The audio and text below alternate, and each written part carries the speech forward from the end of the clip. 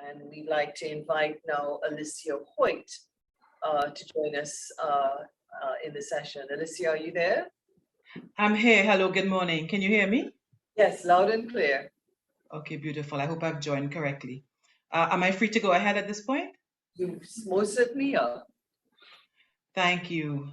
So I will look to share my screen. Coming on after Dr. Cassandra moment, I hope I can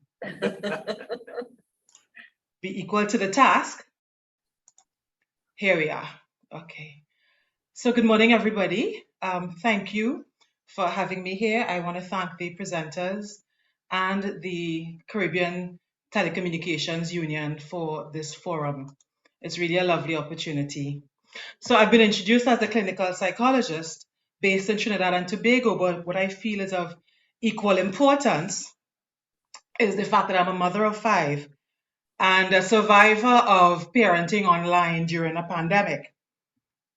I consider that to be quite a trophy to carry. What we want to share about today is, again, some definitions of the terms that we're going to be using. What is mental health and how we understand online learning, and basically some recommendations about going forward for the mental health and well-being of our learners and our parents and our educators. I'm going to share just one story because my kids are from primary school all the way to tertiary. And we've survived the secondary entrance examination. We've survived CSEC and CAPE during this point in time. And it's been quite a journey having everyone at home. I want to really commend it to parents and the teachers and the educators who have really rallied and jumped forward to make this possible at this point in time during this pandemic. It's really been quite a feat and quite an accomplishment. I remember boasting to a friend of mine how happy I was to have all my children home, learning at home and seeming to get everything that they need without needing to leave the house. Fear of COVID and not wanting to go back to the driving up and down. And after I boasted to my friend, how good things were, my daughter turned around and looked at me. She said, well, that's good for you, but I want to go back to school. And it really was that simple for them. They simply want to return to school. And so what we're going to look at is what the issue is for our children with this online learning. By way of definition, we think of mental health as having a mental illness or not having a mental illness. And the World Health Organization has defined it more broadly than that, in that mental health refers to a state of well-being in which a person can realize their potential and their abilities, be able to cope with normal life stress, and contribute meaningfully to their community. And so mental health really is the presence of emotional, psychological, and social well-being, and not just the absence of disease or mental illness. And that's a fundamental difference to hold on to. When we look at what our children and our adolescents, our learners, need for their well-being. Am I coming across clearly? Yes. Okay, beautiful. All right. So the 40 Developmental Assets Framework was some work done by the Search Institute in the US. And what they looked at is, what do our children need in order to thrive and prosper? What do they need for their well-being? And they came up with basically some external assets or things that our children need in their environment, as well as internal assets, things that the children need to have within themselves. And of course, first and foremost, as we would know and expect, is a caring and supportive family and school environment and neighborhood as well. If our children have a supportive and caring environment, their emotional needs are met and they're able to focus in the classroom. Boundaries and expectations. Our children need supervision and limits, as well as high expectations and encouragement to pursue being their very best. And creative and good use of their time. They need time for creativity, time for outdoors. They need time to play, as well as time for religious experiences is also identified as one of the needs that our children may have, and to be seen as valuable within their community. That's their environment. What do they need internally? A commitment to learning, being motivated to want to learn and achieve, being engaged in their learning, a bonding or a sense of connection to school and to their school environment. They benefit from having life skills such as being able to problem solve, make decisions for themselves, practice a sense of agency and autonomy. And of course, children need a sense of purpose and hope and personal power. These are some of the key elements that they would need to be able to thrive in the world and to learn best. Does online learning offer that? When we look first at the definition of online learning, very simply, it's education that takes place over the internet and not in the traditional classroom. And well designed and well put together, it can offer its users a sense of autonomy. And users here is not just the students, but the educators as well. It can offer flexibility. I asked my daughters how they feel with their online learning, and they said they feel more organized. They appreciate the to-do lists, the checklists, the notices that they can see and record, the printed notes, the use of audiovisual material. So it offers students and educators a wider variety of educational resources.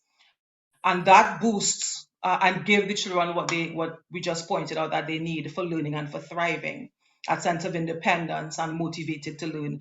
And coming after Mr. Laborde's presentation, that really excited me because the Caroni Swamp in particular is something we would enjoy having fun with online. But in talking with students and with doing research, as good as an online learning experience can be when well crafted, children still need that social connection of the school environment. They still need, and not just want, but need the context that is important for learning. And in this present environment where online learning has been pushed to the fore because of the global pandemic, more so, online learning can feel like a lesser alternative or a temporary stopgap measure compared to face-to-face learning. So the premise I'm presenting today is that online learning in response to a global pandemic is actually emergency remote learning. And it's not fair, really, to consider the value of online learning in this present context. The other point that is key to make that came out also in the UNICEF's report called Lasting Impact that came out of Jamaica is that it is the most vulnerable children who are the greatest risk of poor mental health, further economic disadvantage, abuse and neglect, and more negative outcomes overall. So what we are having is that the divide between the haves and the have-nots, if you want to put it that crassly, is increasing. What are some of the 4 areas of impact? Well, I know persons spoke with regards to how learning has been disrupted by socioeconomic factors. Other presenters spoke on the inequity of access and the poor physical environment at home, whether it's not space or not having privacy or too much noise where a child cannot learn in their home environment.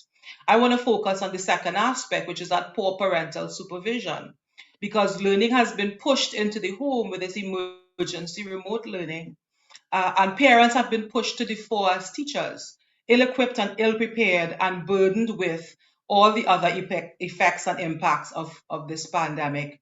And so parents are dealing with poor mental health, which may not extend to full psychiatric illness, but at least with the grief and the stress and the anxiety of managing a family and managing a child online with limited technological skill and resources.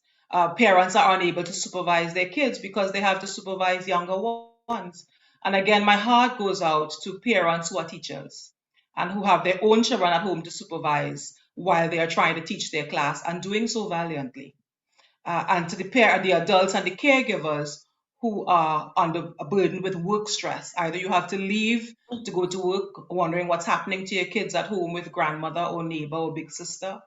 Even if you're working from home, as I've been, it's piling your work on top of attending to the children, on top of attending to the house, or it's dealing with unemployment.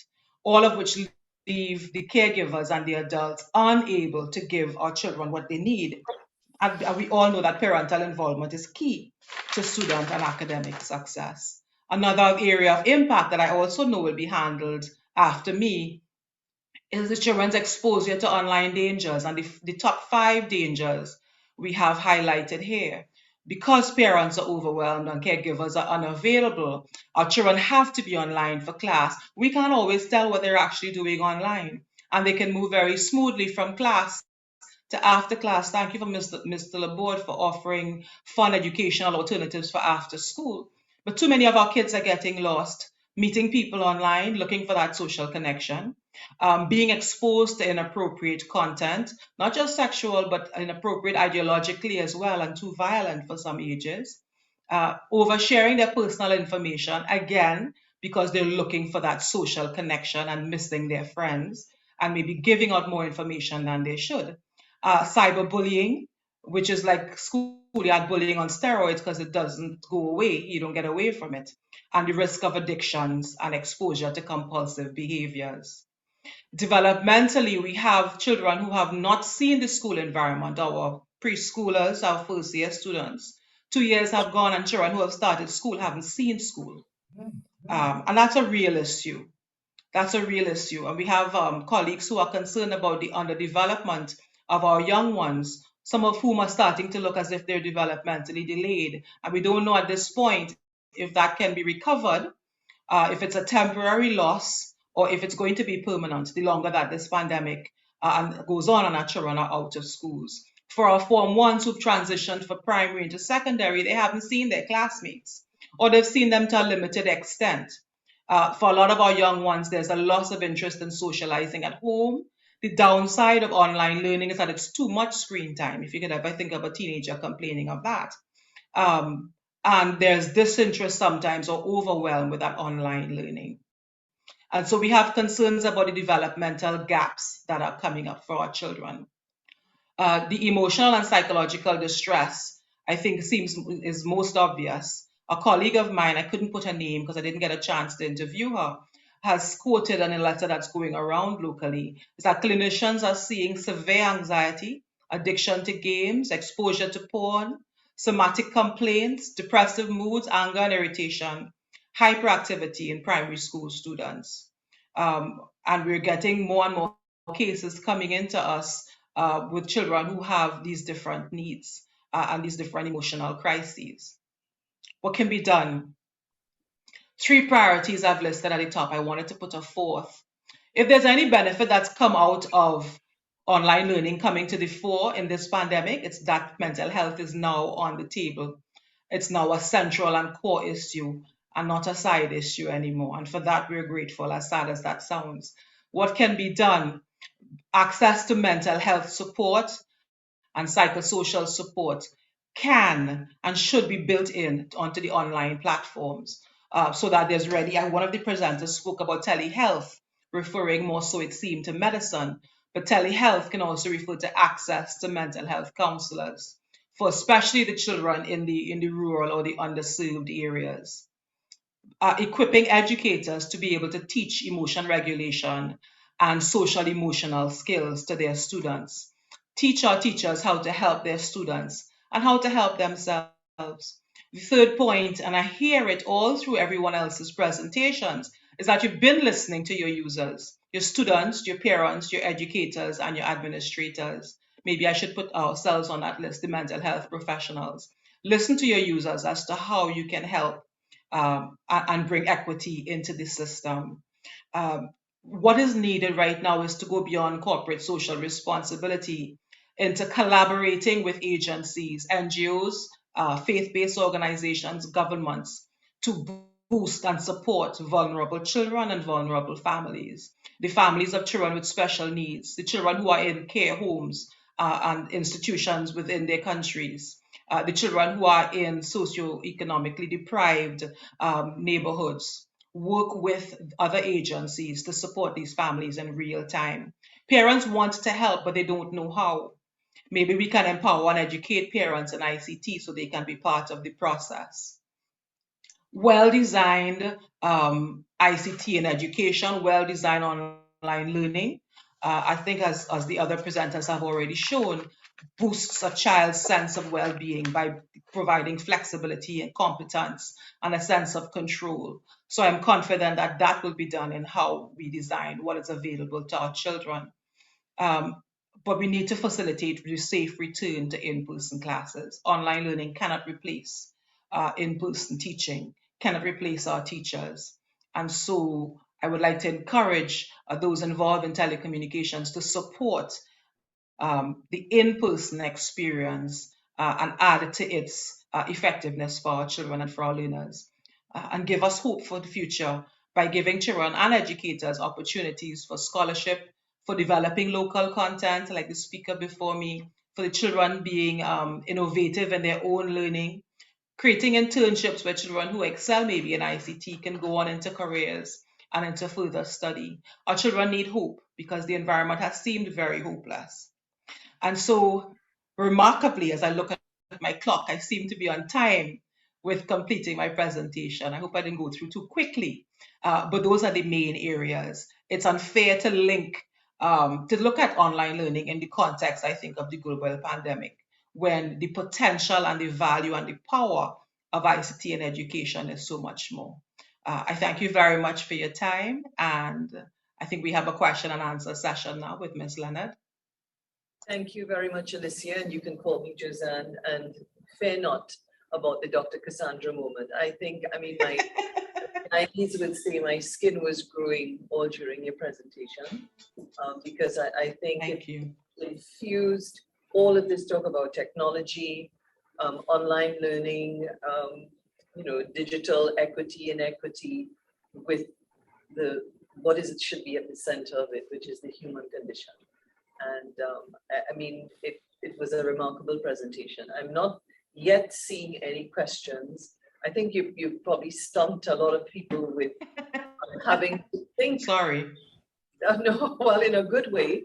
But certainly I would say that this, I mean, and I mean, I'm sitting here thinking that the team that I was saying that the team here at the CTU, however they came about balancing this, forum, this was really, really a brilliant presentation. And I think one that needs to go beyond this particular session this morning. And it really needs to be seen by teachers, by corporate Trinidad and Tobago. It really was a fabulous presentation and one that I'm definitely advocating, and for you to present it. So I know it's all being recorded. So I don't really have any questions. So with the little minute or so that we may have, is there anything that you felt that you wanted to reinforce in sort of wrapping your session? I think we need to look at supporting families. Everything I've listened, I came on a little earlier than I expected to, and heard many of the presentations on what is coming for ICT in education. Sounds amazing, really, really exciting and innovative. My great concern is the gap between those who have access to what is possible and coming down the pipelines and those who don't.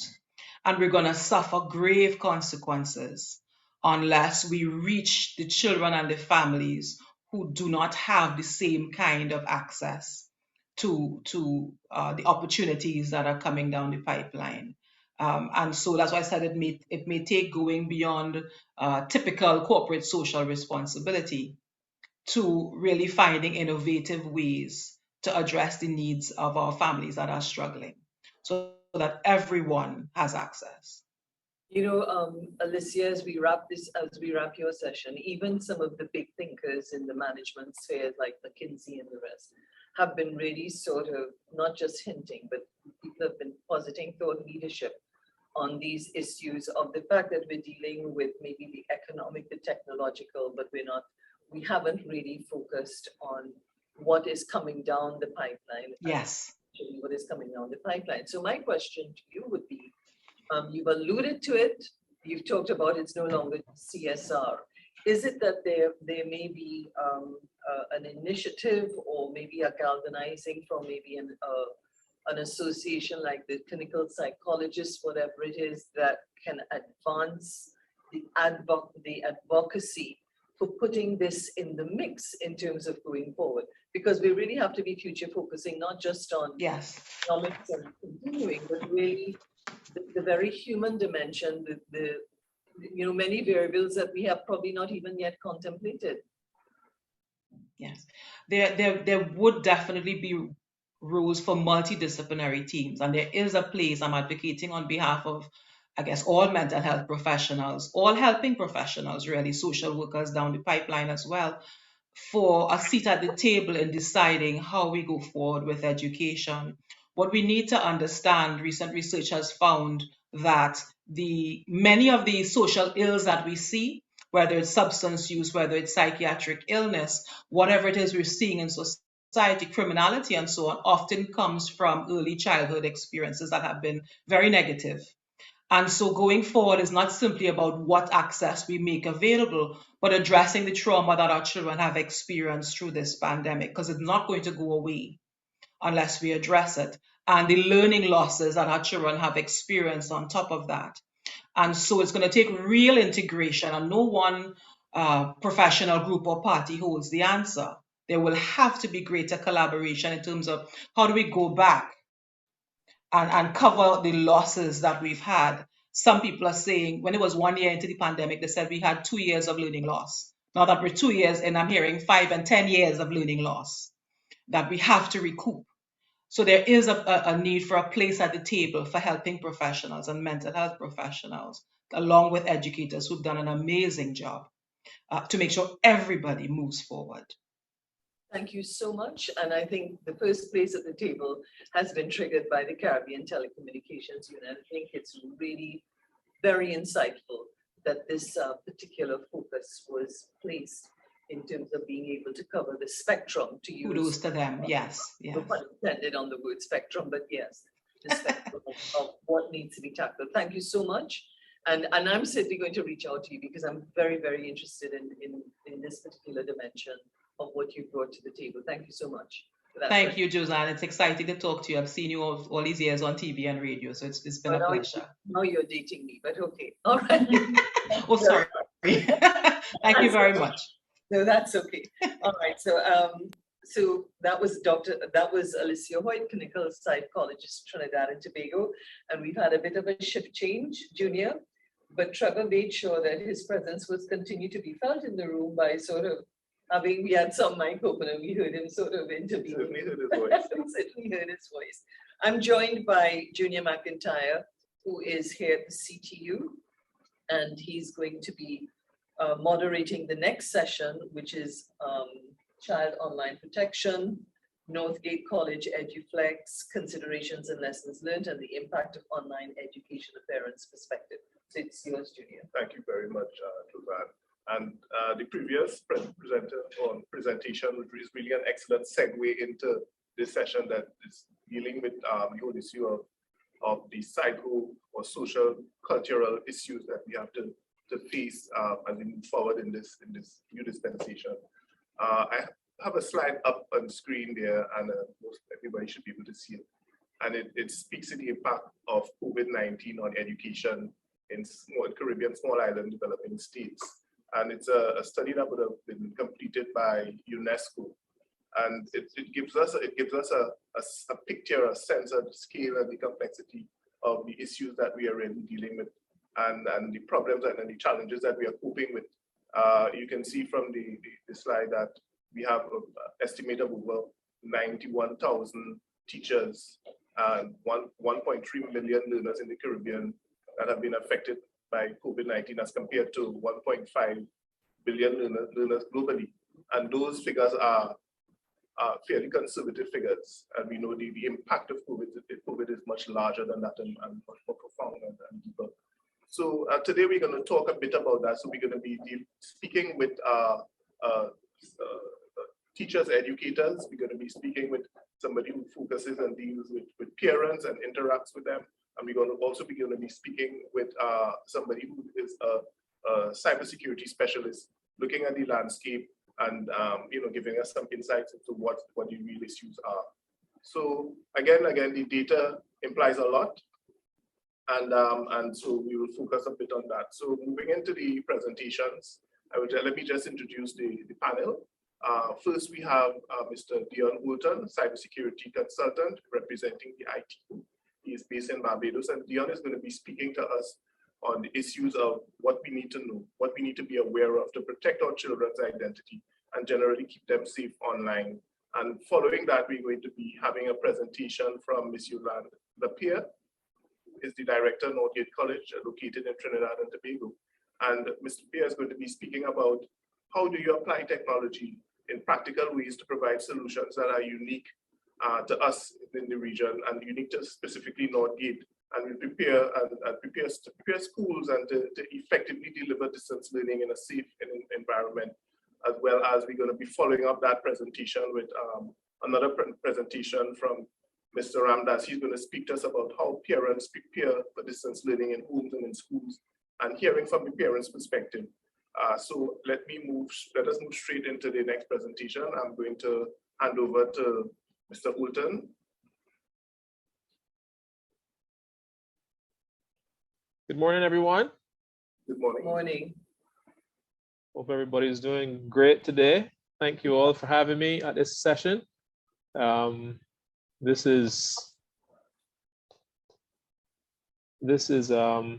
trying to find my section here. 1 second.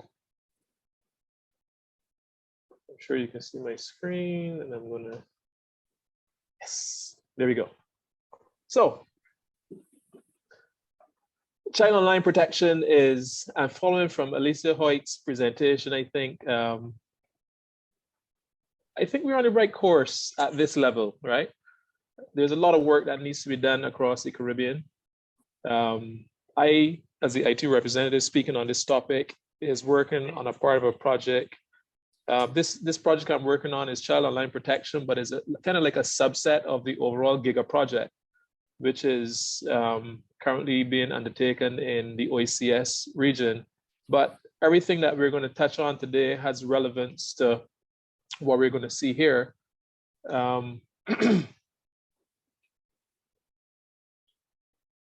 We're seeing it all around, island-wide shutdowns, school closures, self-isolation measures, and the end result of that is that all of our kids are getting way more face time than what is normal.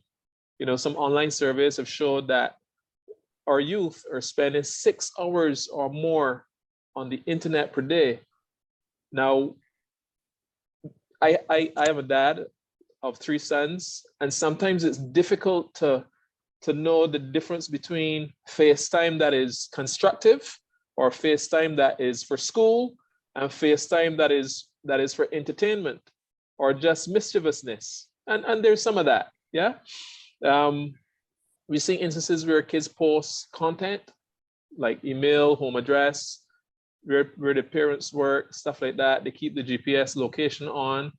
And while we look forward to all the benefits that digital transformation can bring to this region in this COVID time, where all services now have to be customer-centric and pushed to the internet, so that with school closures and everything being shut down, that you can still conduct your business. You can still pay your bills online. You can still pay your driver's license. So there's a need for confidence in all of that. And, we also need to look at the kids. The kids are also online lots of time, and it is affecting their beliefs and behaviors. Alicia mentioned some of that. Is linked to sex and substance abuse, obesity, and eating disorders. So you have kids who are sitting on a computer for 6 hours a day or more, and they're glued. They're not moving. They're sitting there and they're just not moving, right? We're seeing evidence of attention deficit disorder, diminished academic performance, hypertension, asthma, sleeping and mood disorders, and other psychological distress, and even some forms of depression that we're seeing in our kids, right? So this presentation is going to look at the kids, but I guess from a clinical psychologist perspective, like what Alicia was alluding to, we also need to look at the teachers, because this is a multidimensional problem and is also a global phenomenon, right? Now, one of the problems that we have found in doing this research within the OECS is that there's simply not enough or any statistics on what is going on. So what I had to do in a lot of my work has been to look at the US. And in the US, there's an abundance of statistics. And we can draw parallels between what's happening in the US and what's happening in the region. And we have evidence to show that there are correlations between the two, right? So we're seeing in the US, young people, 10 to 16 years, who accessed or shared sexual content or images of cyberbullying or violence had up to 50% higher risk of thoughts of suicide. Stick a pin there. We've seen an instance in Suriname about 3 years ago where a young boy committed suicide after playing a dare game online, right? We're seeing 70% increase in the amount of bullying and hate speech. You know, now there's no face-to-face, or there's limited face-to-face due to COVID. So then, you know, the naughty kids would tend to do their bullying rather than doing it face-to-face. The bullying now takes on an online presence, is now being facilitated using the technology. And, you know, the implications of that, the problems of cyberbullying are, I think, more serious than the face-to-face, because with face-to-face, you can pull two kids in a room and say, hey, you're not supposed to treat John that way. But with cyberbullying, as soon as that content hits and goes viral, it is difficult to pull it back. And that speaks to the long-term impacts that this sort of stuff have on our kids. And the teachers are reporting, you know, greater instances of cyberbullying based on some Google surveys that were conducted in 2019. One of the major problems to our kids is the online sex crimes. And I will touch a little more on that. But based on the current situation across the OECS and the Caribbean, we're seeing no statistics, as I said, in terms of crimes against children. So the true extent of the problem isn't really fully known. There are no policies or strategic frameworks focused on the prevention of online crimes against children and the youth. As a result of COVID, we've seen an uptick in internet penetration, not just in the OECS, but across the Caribbean. And that is happening with projects like Giga, because Giga is looking at pushing internet access to the schools and by extension our kids. Children weren't adequately prepared for online schooling, and neither were the parents. This was echoed in the previous presentation. Parents are ill-equipped, ill-prepared, and sometimes don't have the time. The parents are thrown into being IT support specialists, right? And that is creating a lot of problems. You know, and when we look at the laws across the Caribbean, some laws, there's some laws like, you know, areas of child pornography, violation of privacy, defamation, libel, and slander. There's some laws in place, right? Within the OECS, within Trinidad, and within Barbados, there are laws in place, but the laws aren't really focused on the new types of crime that are affecting our children, like revenge porn and that kind of stuff. So we need to look at getting our laws more in line with what's happening. So I think this graphic kind of sums it up in terms of what's transpired here. You know, we've essentially given our kids Ferrari, which is access to the internet, and not put the relevant controls in place, and then they become, you know, victims of pedophiles and cybercrime out there. So I think now's the time that we really have to dial it back and start to think about online safety and the things that we can do to protect our children. It is important to understand what child online protection is. And I think we're all going to be in agreement that child online protection is a comprehensive set of recommendations for all relevant stakeholders on how to contribute to the development of a safe and empowering online environment for children and young people. Now, this initiative is in direct alignment with the COP as presented to the ITU Council in 2008 and endorsed by the UN Secretary General. Now, I think it's important to recognize that this is a multidisciplinary, multidimensional problem. And as Alicia said before, it requires engagement also by the clinical psychologists, the students, and I'll get into it a little more in terms of who's responsible for COP, right? Now, the initiative is founded on 3 basic tenets: identify, protect, and report. So we need to give kids the ability to identify what content looks hazardous, right?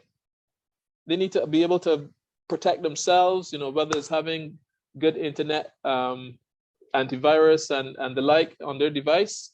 And there needs to be a process through which they can report that someone has caused them harm or intends to cause them harm or disrupt their access to the technology.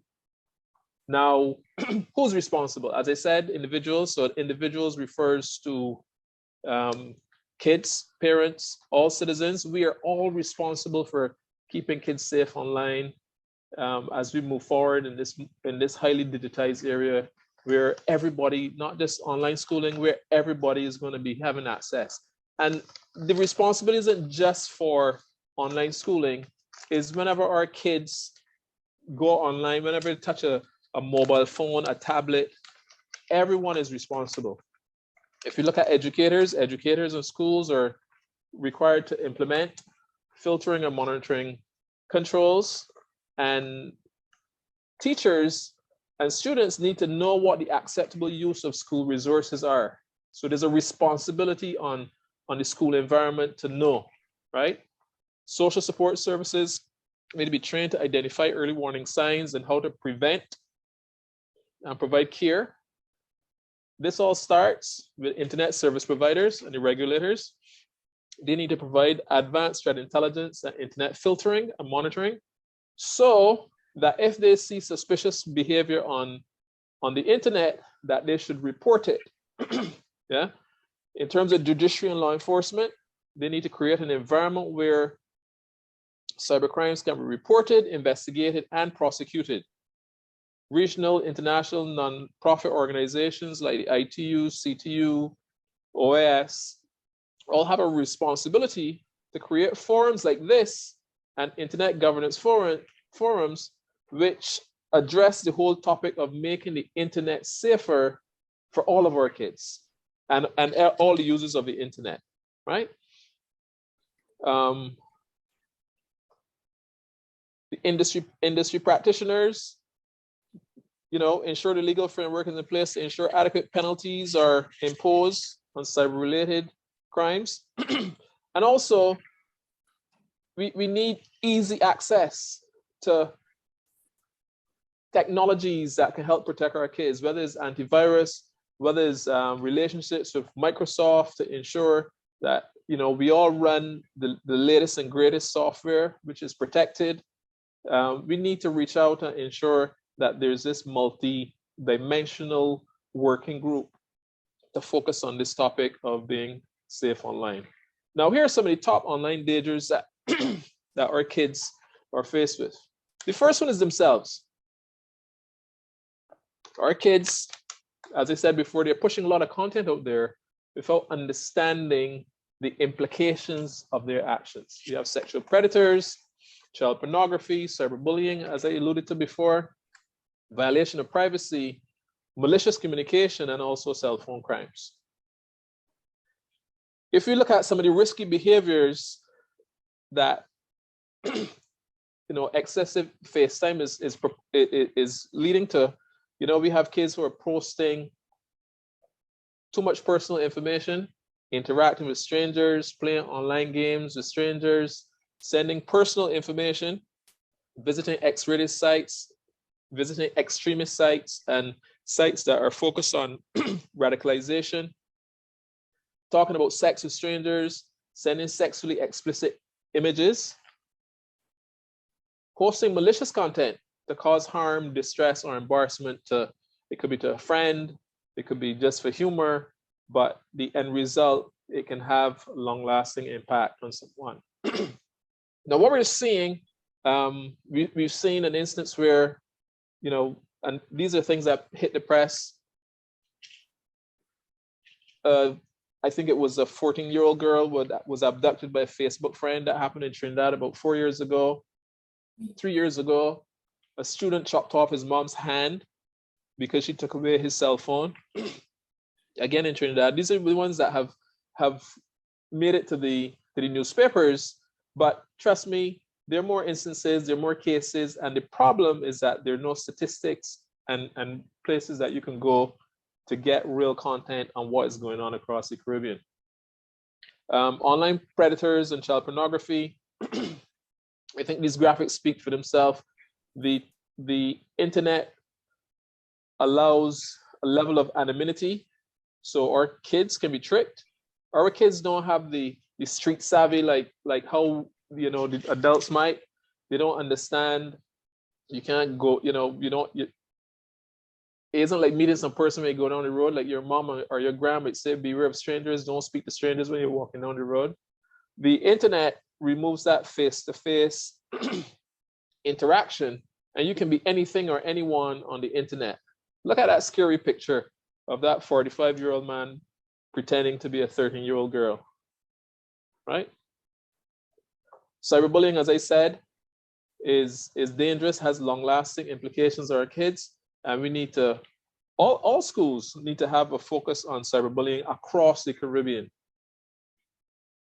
There's the bad internet content, which can affect our children's beliefs and values, verbal abuse of race, sex, or minorities, radical websites that infect your computer with viruses and malware, malicious communication, and violations of privacy. Know when your child needs help. So here are a few symptoms that we all should pay close attention to. When your child is becoming uncharacteristically aggressive, depressed, anxious, or withdrawn, and they're spending long amounts of time on their device, that is a time for intervention. Poor bond or relationship with their friends, knowledge of adult issues which are inappropriate for their age, loss of of self-confidence or self-esteem. They've become socially withdrawn. They avoid certain situations which would suggest, you know, something is wrong. They're not interested in going to school. They don't want to take a bus ride. Sometimes they might be seeking additional affection. So there's a decrease in school performance or loss of interest. And sometimes you see your child might be asked by someone to keep a message or communication a secret, right? So I think one of the things we have to do is open all the channels of communication and have those, that for the ladies call it female intuition, right? For the guys, they call it the spider senses. Have those spider senses on and pay attention to your child and what might look suspicious with their behavior. Across the Caribbean, there are laws. Barbados has the Computer Misuse Act. Trinidad has the Cybercrime Bill, and the OECS is the Criminal Code, plus the Electronics Crime Bill. And all of those speak to the areas of violation of privacy, child pornography, malicious communication, libel and slander. And they speak to the prosecution of the guys who are doing wrong. But I think there's a lot of room before we get there to keep our kids safe, right? That is where we need to focus our attention. So I know I kind of speed through this, and this is a topic that I can spend an easy hour and a half talking on, because there's some stories that I can share. You know, you can always feel free to reach back to me. If, you know, I'll definitely going to be reaching out to Alicia Hope, because there's some work that I'm doing and I need her assistance. But in terms of next steps to address child online protection across the Caribbean and some of the work that we're doing within the OECS, now this consultancy, the focus of it is to create a policy and strategic framework for child online protection within the OECS. My hope and ambition is that once that is done, there's going to be farmed out across the Caribbean, because all of us need help. The situation in Barbados is no better. Situation in Trinidad, Jamaica, I'm sure is no better. So we need to get that push all across the Caribbean. We need to create a roadmap for stakeholder involvement and consultative contribution and engagement. Obtain national buy-in and participation, develop sustainable programs which will address human and finance resources. So, you know, a child online protection initiative or campaign needs to be driven by something.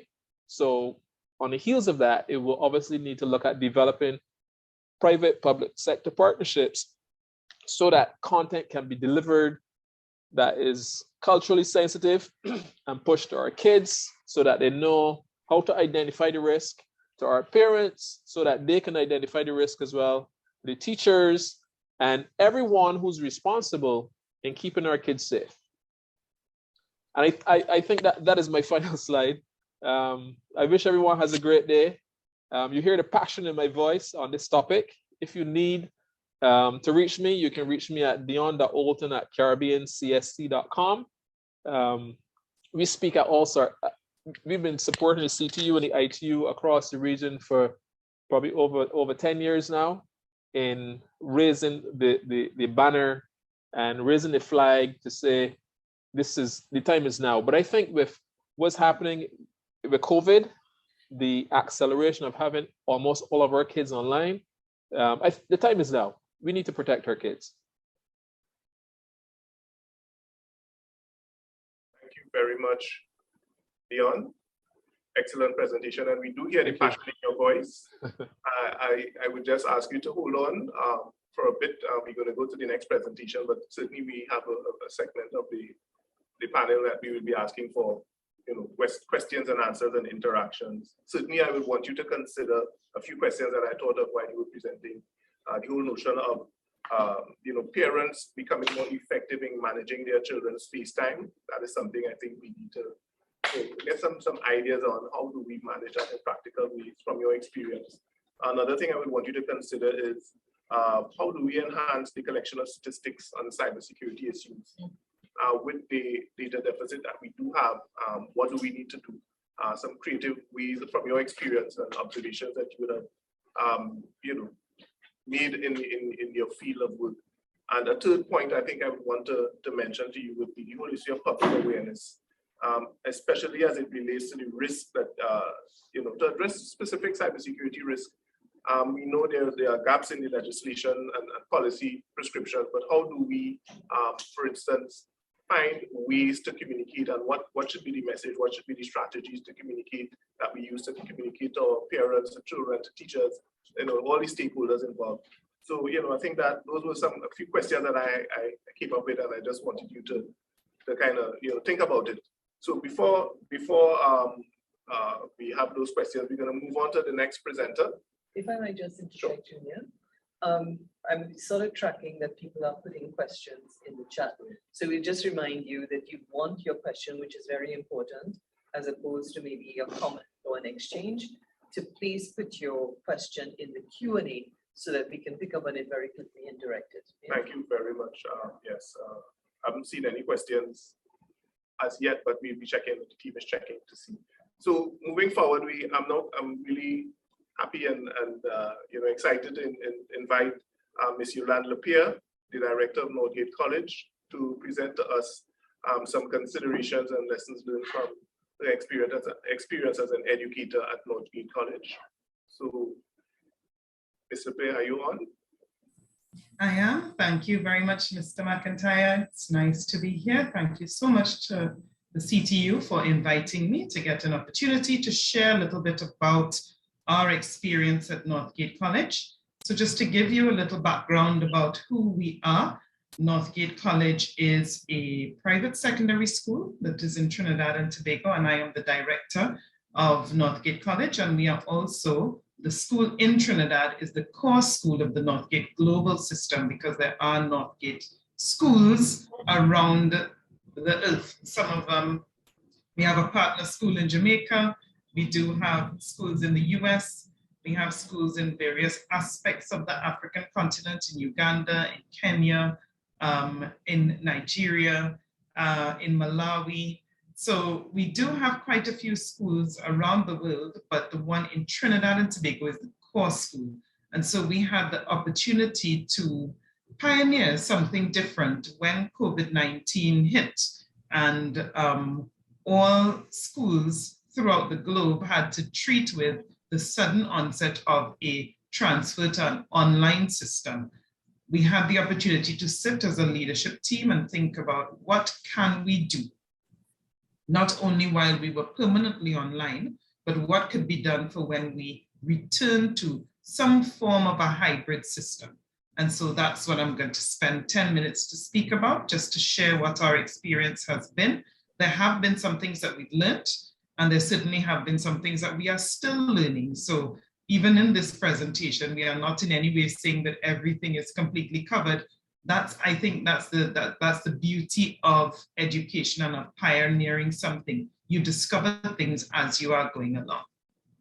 So a simple definition for what Eduflex is: it's a technology-based solution which facilitates an immersive teaching and learning experience. It allows students who are on the physical campus and those who are in a virtual space, or if I am to reframe, in an online space. I think I heard the gentleman from Yella say everyone uses virtual these days, but it's not always virtual. So let me correct that and say it's in an online space to have the same quality instruction in real time. So you'll see a little photo on the left here. These are some of our kids in the science lab, and you're seeing a laptop. She actually has a partner online here, and they are completing a lab together. So you're seeing the physical, the lab equipment next to the laptop as well. What does this actually mean? It means that our students who are online, they are able to interact with their in-class peers. And a lot of infrastructural updates were done to the campus to ensure that this could be done. And I know from some of the presenters who spoke earlier on today, you get the sense of the scale of what has to be done to improve your campus infrastructure to allow for a seamless environment where those who are in one space and those who are in the other space can feel like they are connected. We wanted to ensure that when our students came back out to school, it wouldn't just be that you sit, you look at a screen, you hear the teacher teach, and you don't get to talk to those kids who are not in the same class with you. So actually, in practice, students come to class at Northgate, at the physical campus, but they also log on with their mobile devices. And students who are off the physical campus log into the same class. And therefore, they get the same banter, the back and forth, the exchange that can take place, both the helpful exchanges as well as the sometimes mischievous ones that can happen in a regular class, so that as far as possible, what would have been considered a normal class is simulated. Okay, now we, as you'd see in the second part of this slide, the part that is highlighted or where the background is white, the classroom facilitates live streaming of a physical classroom with the teacher instructor, a quota of socially distant students, and technology tools to transmit the course material, as I would have said, and the students can talk. They can ask questions, whether you're in class or online, of each other or of the instructor or teacher. We have used Google Classroom, Google Meet, and the apps for education for a long while, even before the pandemic struck. So it was good to hear that presentation on Google Classroom from Mr. Garcia this morning. We were quite familiar with Google Classroom and what it allowed, but there were so many other tools that were added when we entered the pandemic that it really enhanced the whole experience. But it's important to mention that because I know for schools who may be listening, either parents, educators who listen and say, how did you get this done in such a short space of time? It's because we were familiar with Google, the Google Apps for Education, and therefore a lot of back-end things were already in place. For example, students already all had student email addresses. The teachers already all have teacher addresses. Parents were already linked in to our system, even before we had to revert to an online model. There were just certain practices that were already developed, that teachers would prepare material that would be posted to Google Classroom for review. This was when we were in brick and mortar or face-to-face setting. So transferring that to a hybrid system made it a little less traumatic than it would have been for someone who would have had to start from ground zero. Didn't mean that we didn't have things to learn, we certainly did. And therefore, in building things out, we had a couple considerations. The first is that we wanted to ensure that the two sets of students who were in different locations, just because you have to have social distancing, the entire class is not able to come out at the same time, there's a rotational system in place. We didn't want to have a situation where if the students were off campus, they would only have asynchronous learning.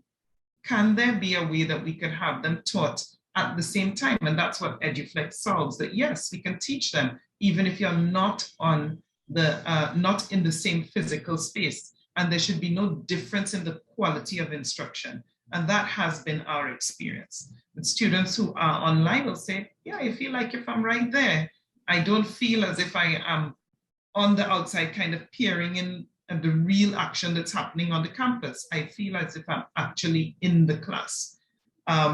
We wanted to ensure also that there would be a minimal adjustment to the teaching methods used by the staff. I know that many presenters over the course of this forum have mentioned that having to pivot fairly quickly can be a fairly stressful experience. And so our staff works incredibly hard and they are fully invested. And we don't want to put them in a situation where they had to learn a lot of new technology tools on the fly without giving them the opportunity to just enhance what we currently use. So in designing this solution, we wanted to make sure that it was minimally disruptive to the current set of teaching methods. And that links to what I said before, that we were already quite familiar with and used aspects of Google Classroom, so we did not have to relearn a lot of new things. We also wanted to ensure there was a healthy balance between ongoing curriculum delivery and some of the same screen time issues that Ms. Hoyt would have mentioned, that Mr. Olton would have mentioned, as well as keeping in mind what are the Ministry of Education stipulations. So we're very, very concerned about making sure that it's not just a day of 8 periods back to back sitting down at a screen. We build in things like, okay, non-screen time, put your screen down, go outside, go do something different, go find something outdoors and whatever, come back and share it with us, tell us what you have. Teachers were trained for things like, okay, we have to do exercises for your eyes. Tell the kids, all right, now close your eyes. Okay, open. All right, look in the distance at something. Okay, now look at your nose bridge and other things like that, just to give them the opportunity to realize I don't have to sit and look at this screen all the time for 6 hours a day.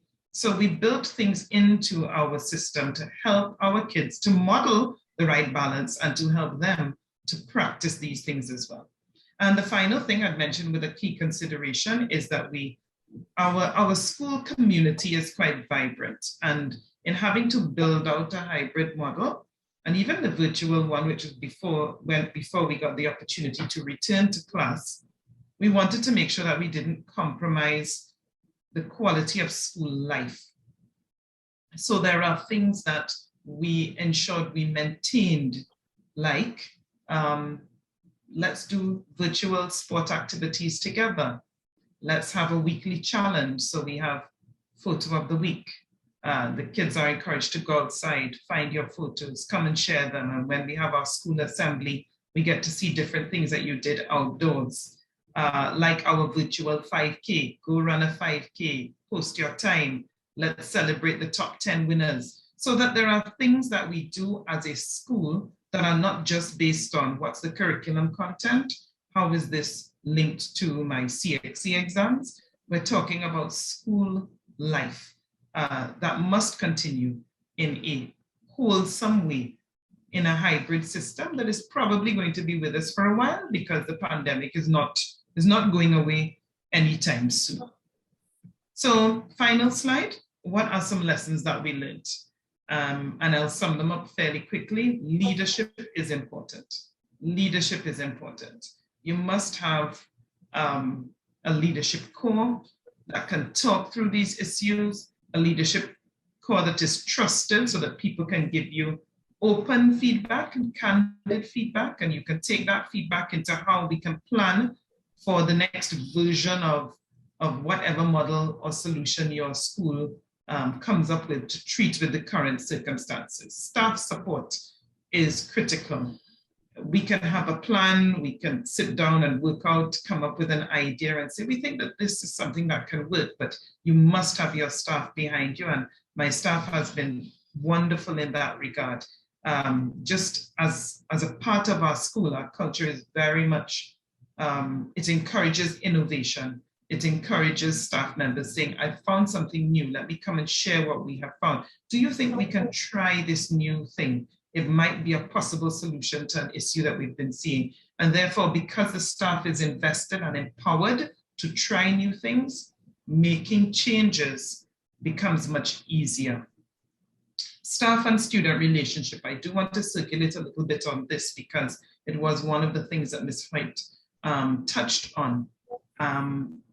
Making sure that your staff maintains as far as they can that relationship with the students that goes beyond their curriculum or their subject content.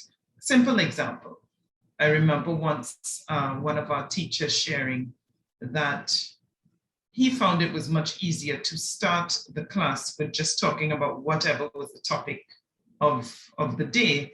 It may be a trending topic for the youth, or it may not, you know. So if we were speaking about it today, for example, they may talk about, oh, you know, what do you think is, how do you think Jason Momoa and Lisa Bonet are going to handle this crisis? The kids jump up, they come to life. They're like, oh, you know about this, I want to talk about it. And they jump right in and start talking. You may spend 15 minutes talking about that, just hearing everybody's opinions and so on. And then you get to the work that you planned for the day. But you know what that does? It warms up the classroom space. It allows the students to relax. They don't come into every class thinking, okay, I've just left Spanish, now I'm going to math. And because they feel that they can talk to you, it also keeps those lines of communication open. And then they reach out to you, you know, they reach out to you for other things as well, to say, you know, I'm concerned about X or Y. And those are things that we can then red flag and talk to the home about. So that home school connection, that staff student relationship, it has been maintained in our model, even with the limitations. It's not the same as if you were face to face, but we certainly see it as a priority to make sure that children know you can talk to me, your teachers are accessible, your principal is still accessible. We reach out to them, even if they don't reach out to us, and let them know, hey, I'm tracking you. I noticed something is not right. You want to talk? Let's meet online and talk a little bit. So that staff-student relationship has been critical.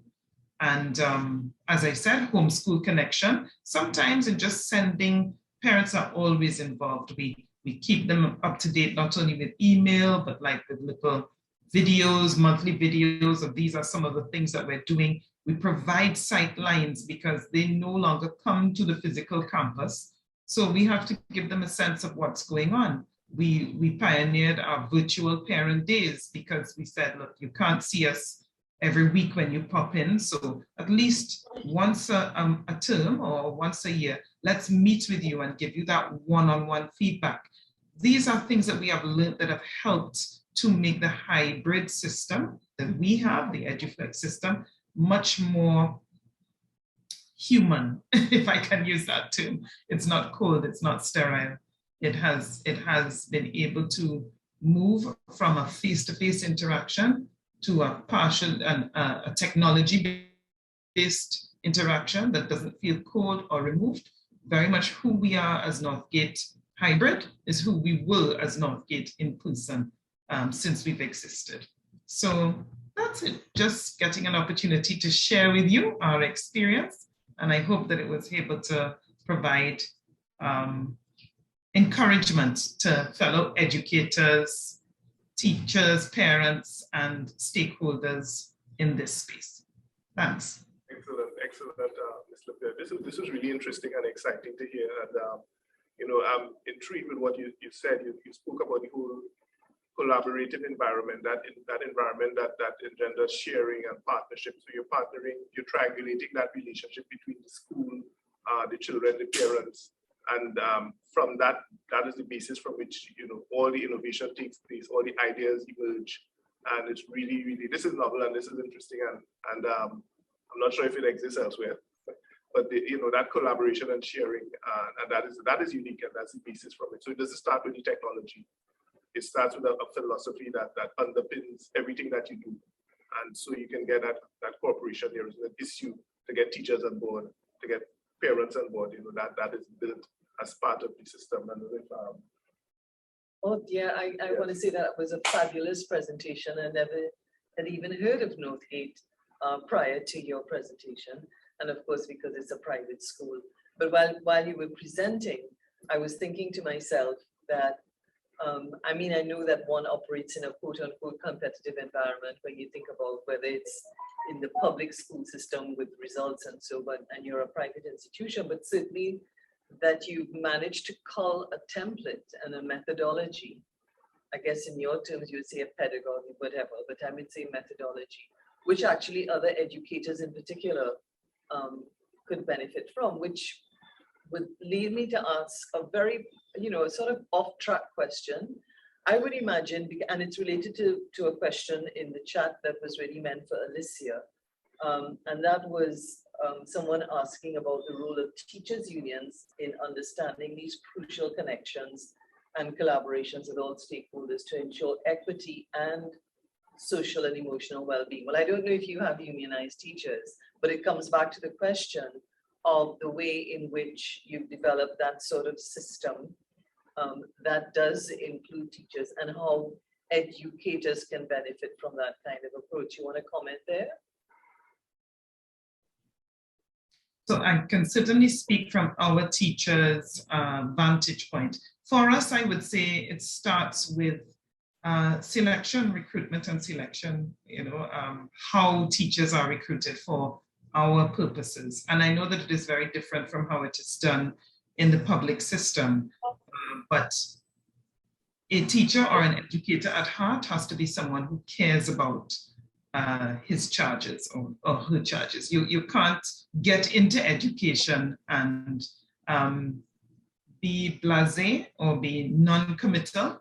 And therefore, teachers at Northgate start from a place of, I'm very much interested in education. I will talk and collaborate with and reach out to anyone who is also interested in education. So as a college, we have hosted seminars, spoken to other principals, other schools, not at all because we're a private entity. We're not saying this is ours, we don't want to speak to anyone. We are more than willing to share and to collaborate in any forum. Hence the reason why we were happy to be able to come on to speak to CTU today.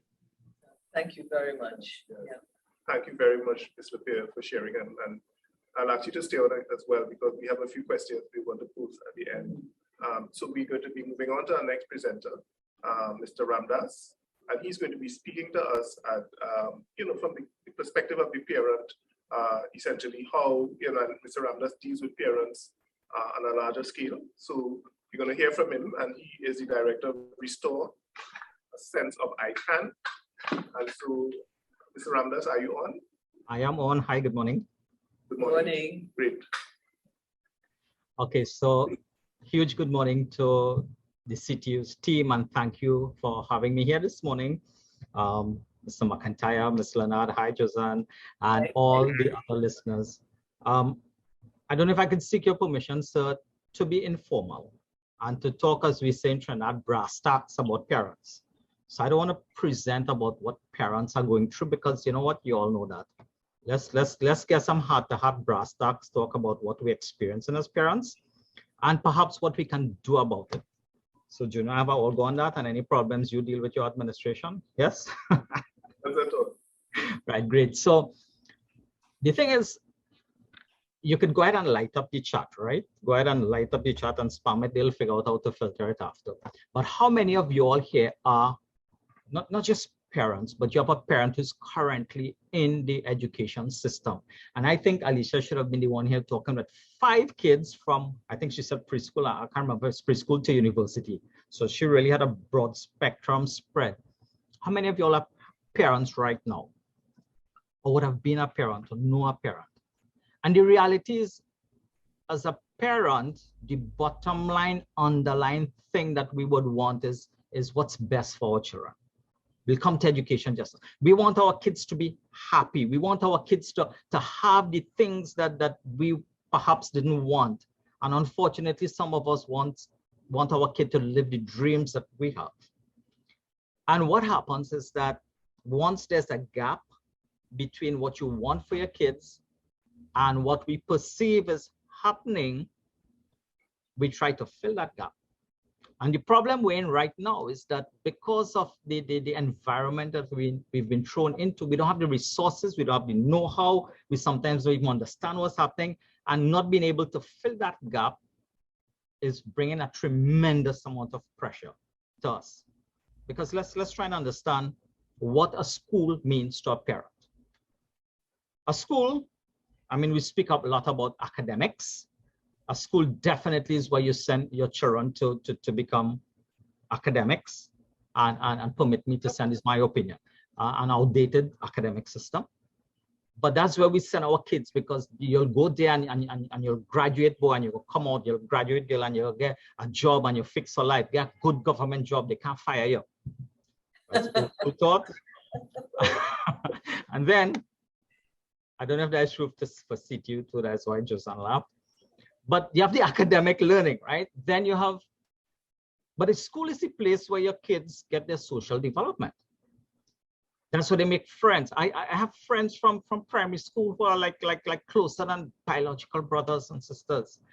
That's where your social development take place. The school is where your physical development take place. I never made the cricket team in school, but I used to play cricket. That didn't stop me from liking it. And I never make a football team either, but that didn't stop me from liking it. And now that you make my biggest why I never make the teams. But the reality is that is where the physical development took place in school.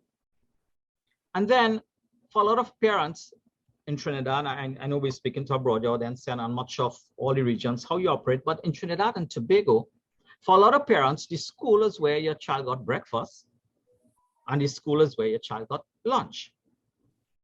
And then some parents are not going to like me saying this, I have to use correct words here.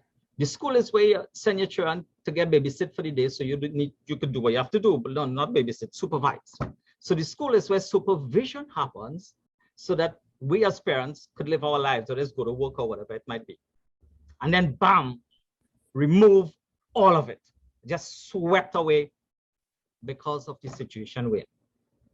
We don't have to deal with that. We have to deal with all the issues associated with not just missing academia, because the knee-jerk reaction was to try and fill the gap of academic learning. And I'll come to that just now, why I call it a knee-jerk reaction.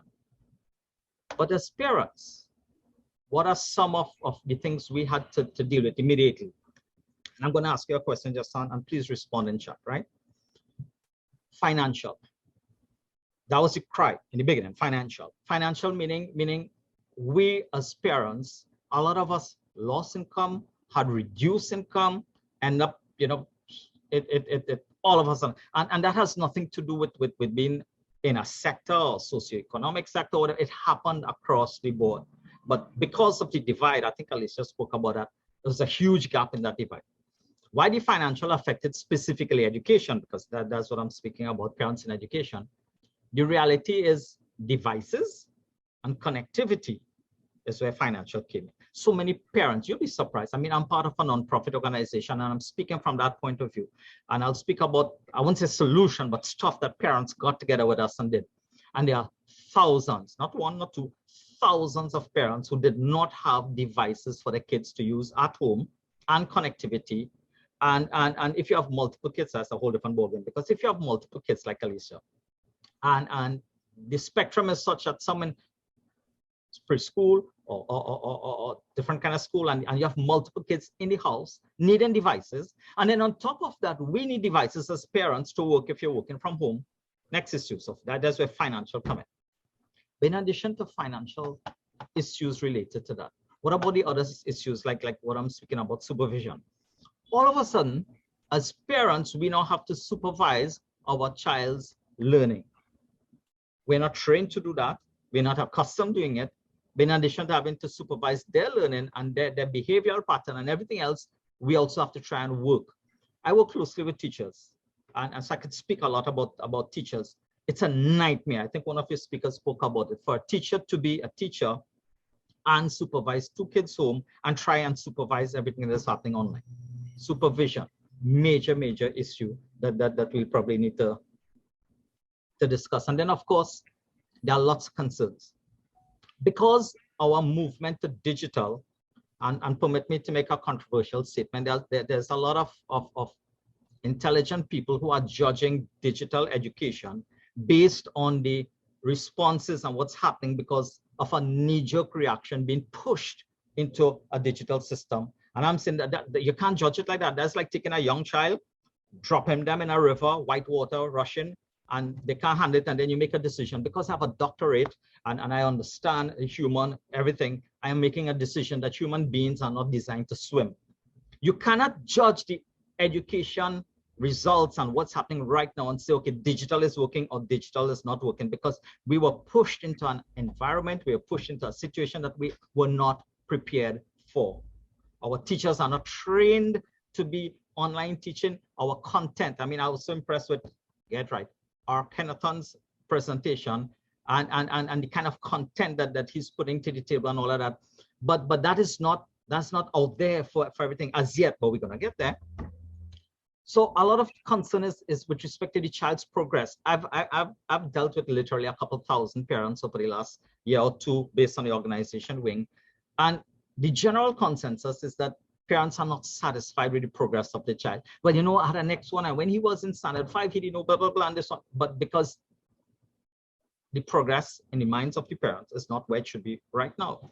Of course, you have the examination bodies trying to react and respond and maybe readjust examinations and so on, but that doesn't mean the quality is there. And then, of course, fantastic presentation by Ms. Holton there on security. Again, because of the organization I'm involved with, we have hundreds, not one, not two, hundreds of kids that we deal with that are experiencing situations online. And what I found with parents is that as parents, we are in what I refer to as ignorant bliss. We're just not aware of what's happening in the child's screen and what's happening. He spoke to that, I'm not going to repeat that. We're just not aware of sometimes the dangers of what's going on. So, you know, we're now ignorant bliss in terms of what is happening. So let's put, if someone is experiencing a lot of this crap, all of this crap, let's put them on a scale of 1 to 10 of frustration, 10. All right, and I would like you all to go and chat and throw some numbers to me. And then on the other end of the spectrum, you have some parents, and I'll be honest here, when this situation happened, I had 3 kids in school all at the same time. So I'm flipping information here now. But all my 3 boys, because when Sugan, my wife, decided to have children, everything came fast, 3 boys, close space in their age group. All my boys were in university at the same time when the situation happened. And then, bam, online school. What did that mean for me? It meant I was saving $5,000 a month rent in UE. It meant we didn't have to run up UE 3 times a week, beat the traffic, because my wife wanted to cook food and prep for the children and all the things that parents would sometimes to spoil the children. It meant my kids were home. And I think somebody was speaking about how they said they were happy about it, but not the kids. But my kids certainly not happy about it. But from a parent's point of view, financially, because the hit we would have taken financially was, well, I won't say compensated, but was a reduced effect, because our cost of educating these boys in UE and rent and all of that dropped. They were home. So there are different experiences. So let's say if someone had a positive experience or the impact wasn't that bad for them as a 1. If you're not a parent, think about someone close to you and get a number in your head where you think the scale is. 10 means, oh God, multiple children, financial issues, how to deal with it. I'm not prepared digitally or otherwise to deal with what's happening. Put in chat a number. And let's take that number and try and figure out what is the commonality we're dealing with here and what we can do. I don't just want to harp on the issues. I want to start speaking to what we can do as parents, because I mean, we all know the issues. But one point I want to make is that the education sector for years, and as we say in Trinidad, donkey years, people speak about reform. And I hope we understand that reforming an education sector is not going to happen easily, right? It takes a lot of will, political will and otherwise to do that. But as parents, we are now in a situation because of a crisis that we could be part of education reform. We can be part of the solution that is happening, because even though we're saying, hey, lots of problems, lots of issues, let's see what we can do. So the first thing I want to speak to is devices and what parents did. Let's talk solutions.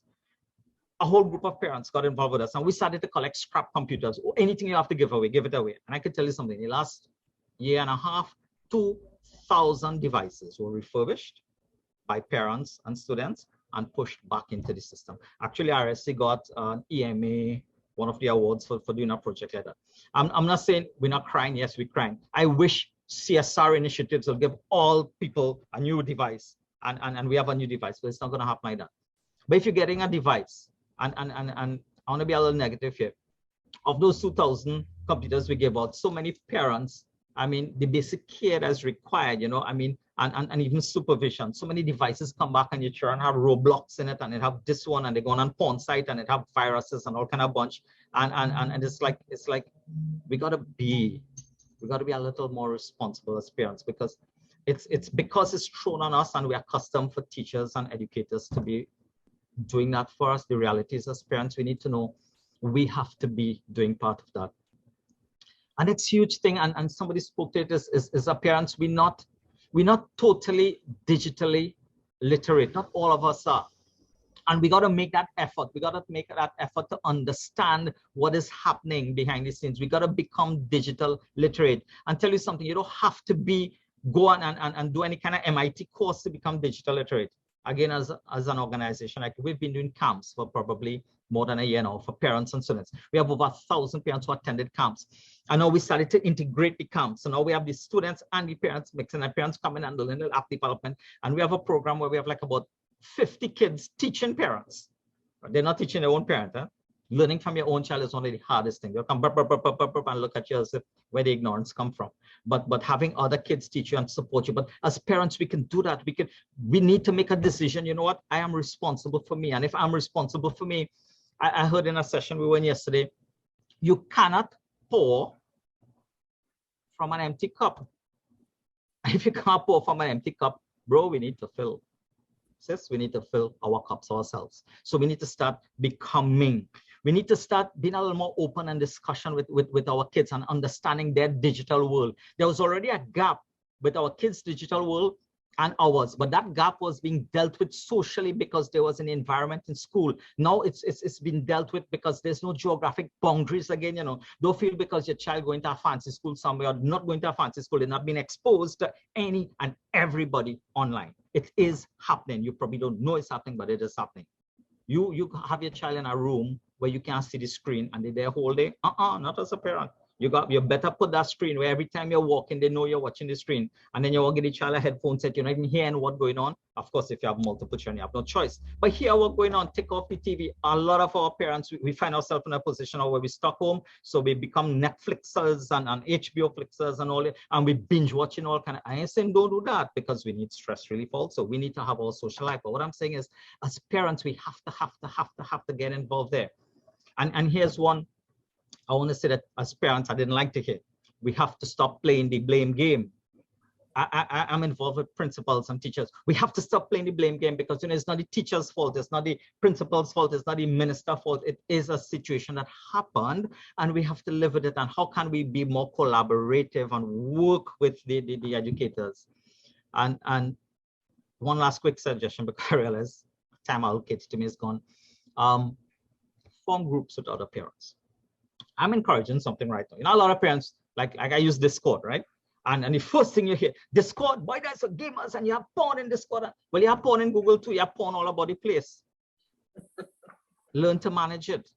And I'm encouraging parents to form Discord channels and Discord groups and get your children involved in it. We have a whole bunch of Discord servers run with our campus, and start getting peer support from other parents. Start discussing things, start understanding the environment and observing, and start becoming the change within yourself that we want. Because you know what? We're in deep waters,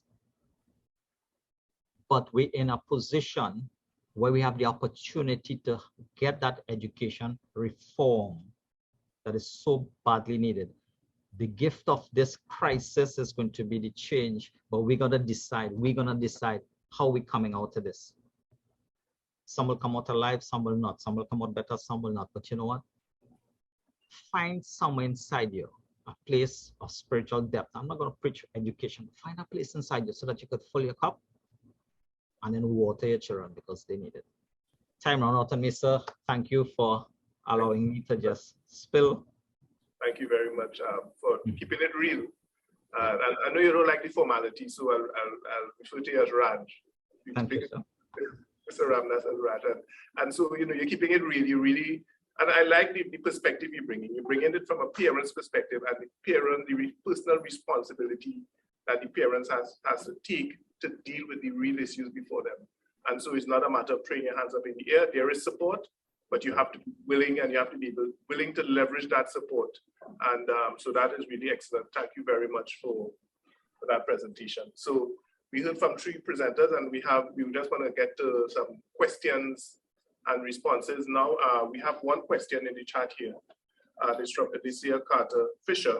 And that question is, as a parent, how do you convince young teenagers that some sites are dangerous when their friends are on it? And you know, we talk a lot about the whole issue of FaceTime and reducing that.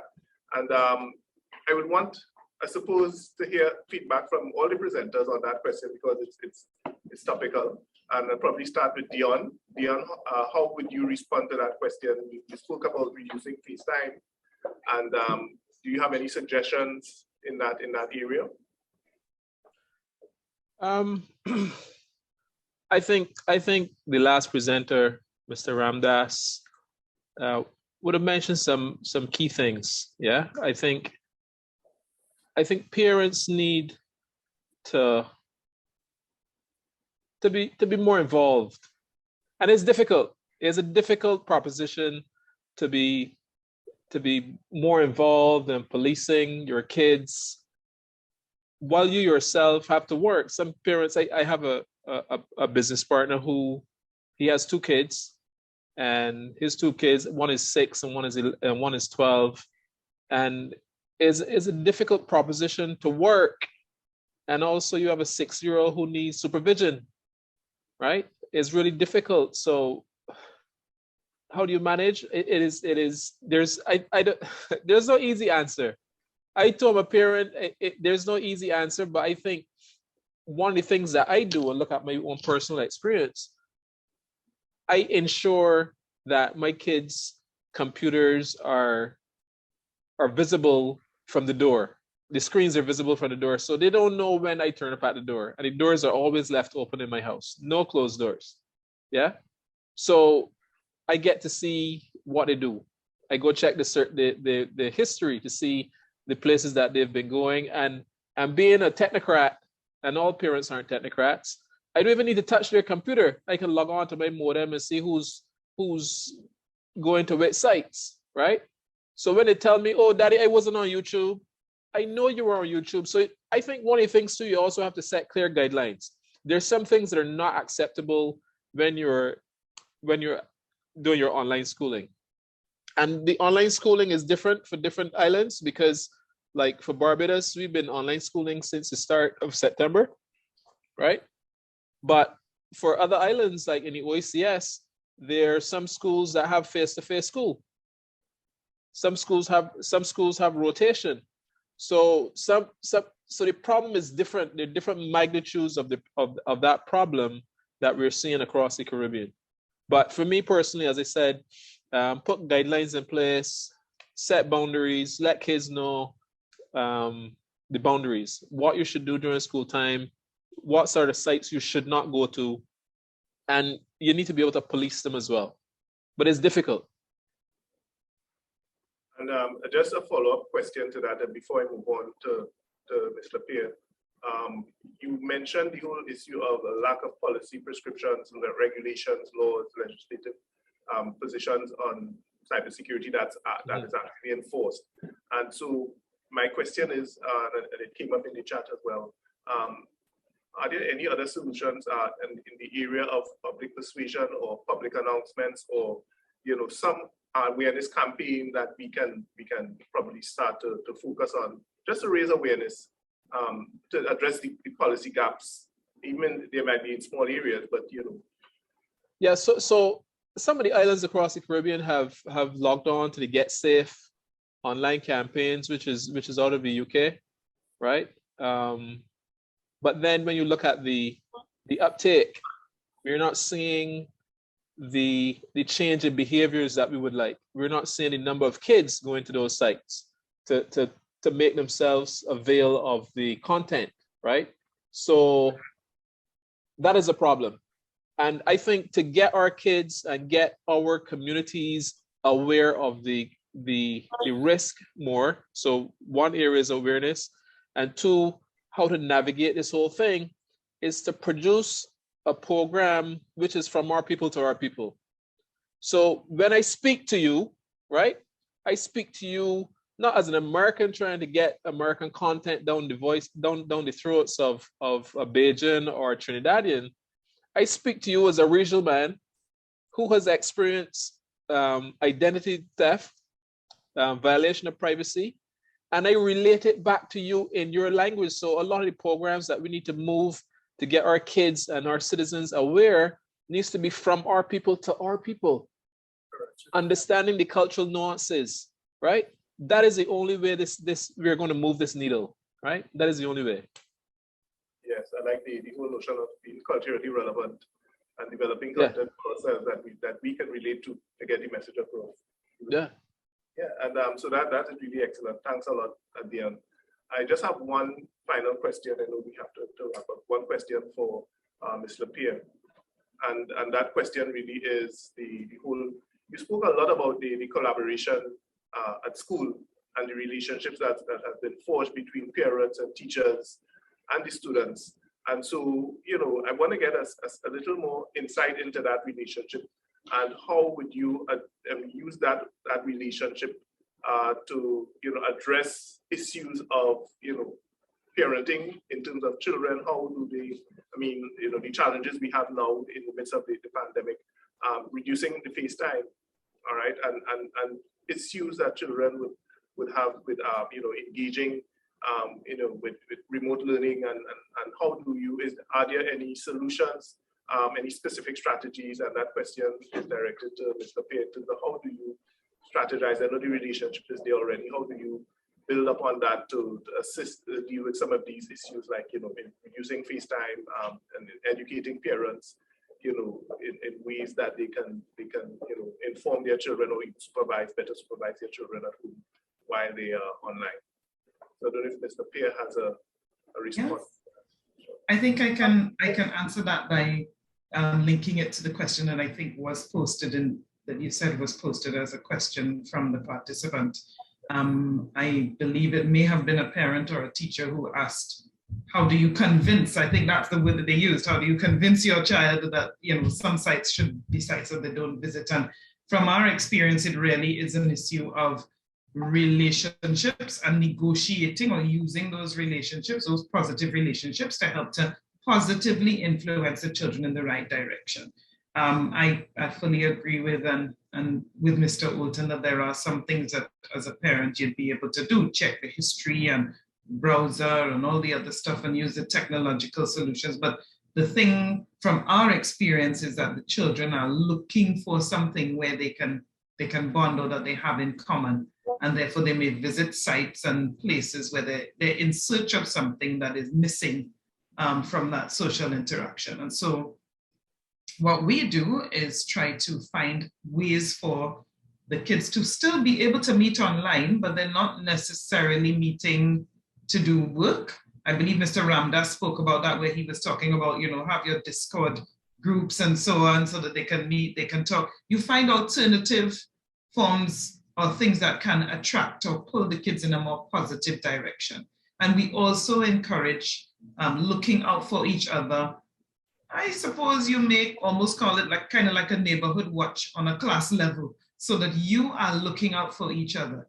Sometimes, especially in Trinidad and Tobago, I think it may be in the wider Caribbean as well, if you were to say something, you can be seen as a snitch, and that can have a negative connotation. But for us, we say, if you see something and you say something, you are helping to save or safeguard your friend. So using that trust that has been built over the years to say, if you see something that you think is of concern, report it, say something to your teacher, say something to a senior student who we've built opportunities for discussion with, so that they can then report it to the right authority and your friend can get help. So that would just be a practical way of saying how building relationships can be leveraged to help to get the kids into a more wholesome place, as opposed to going down dark bunny trails that they may find themselves very difficult to get out of afterwards. Yeah. Thank you very much. Good, excellent. Right, so we're sort of on the penultimate stretch, as we say. I just really wanted to very quickly give a big shout out there to Raj for that presentation from the parents' perspective. I personally sit on a board of a denominational school, and I don't have children of school age, but it's my way of giving back in the community. And I'm very much aware of some of the things that you raised in terms of the socioeconomic profile and the fact that a lot of parents have been constrained. And to commend the work of Restore ICANN in what you've been doing when you talk about restoring computers and so on. So I'm sure, like a partner with the CTU, and so that information has gone out, and that people can really get in touch with your organization to be able to see how the programs and so that you've been rolling out, like using the kids to help the literacy amongst parents, particularly those who are financially or socioeconomically challenged. I think that was really tremendous with that coming out. So thanks for that, Raj. 12:25, we're more than on track, and Junior has slipped out, and we've been joined by the Secretary General himself, bells and whistles. I've really enjoyed, I don't know about the rest of your participants. I hope that your polls will ask them what they thought. What SG is going to do now is, apart from thanking everyone before he does that, is do a sort of wrap of the proceedings of today, and maybe just a little throwback to connecting it to what we did yesterday. Yes, thank you so much, Josiah. And we're at the end, really, of this two-day, half-day forum on ICT and education, the Caribbean Forum. And I see Dion has his hand up. Dion, do you have a really pressing? Yes, I really want to say, I really want to add one final thing, right? I think as we move forward, we need to start getting our youngsters, our kids, understand what it means to be a digital citizen, right?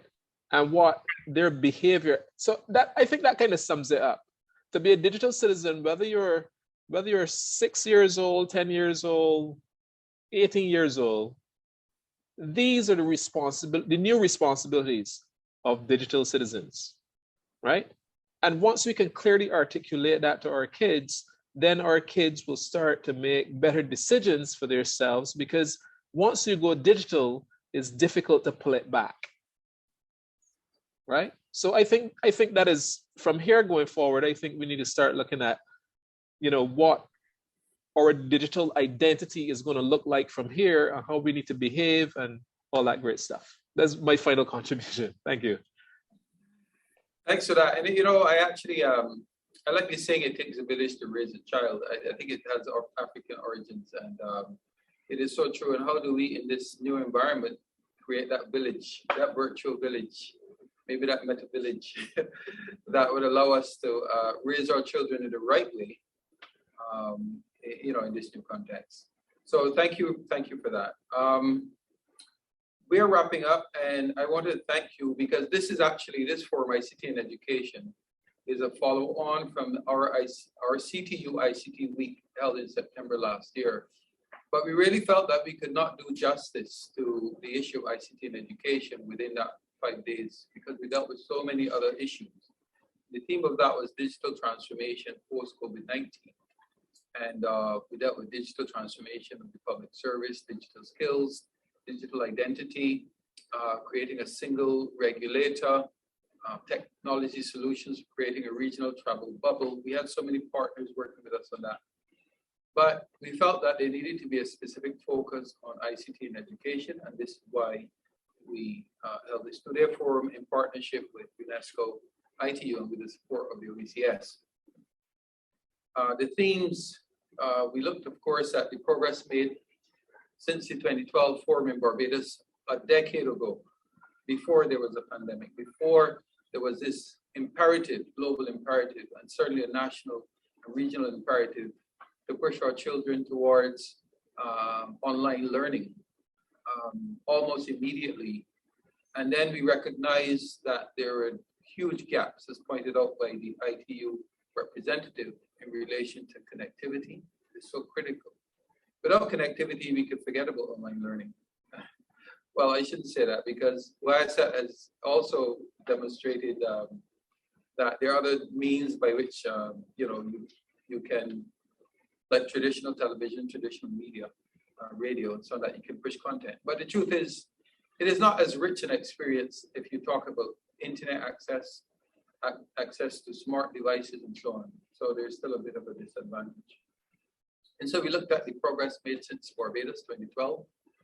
And we are happy that the recordings will be made available to you so that we can review the discussion. And it is definitely our intention to produce a report of this meeting and a list of policy recommendations for regional governments and other stakeholders.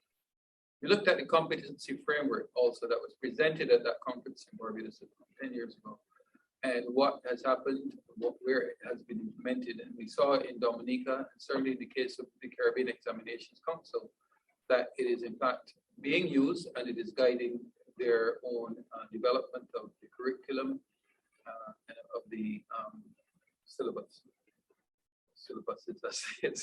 As is pointed out by CXC, syllabi. Hey, but they're the authorities, so I would go with that.